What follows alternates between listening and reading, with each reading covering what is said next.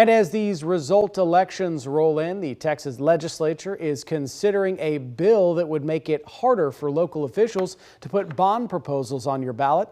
KXAN's Kevin Bosker dives into the bill and its impact.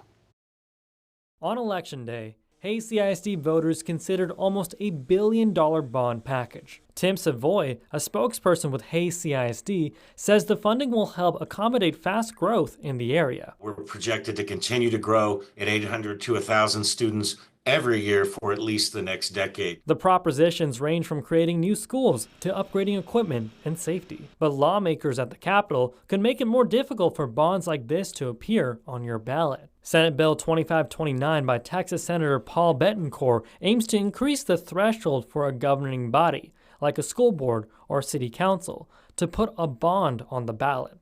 Right now, it's a simple majority.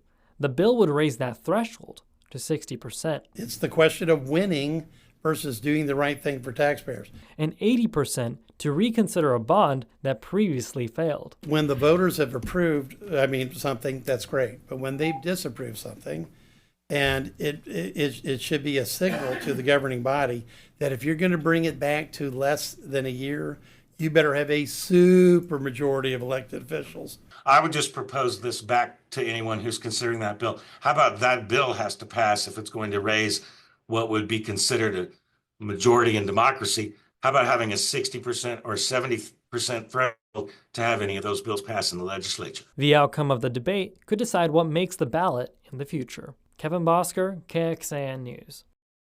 The bill was voted out of its Senate committee and is eligible to be debated on the Senate floor on Monday.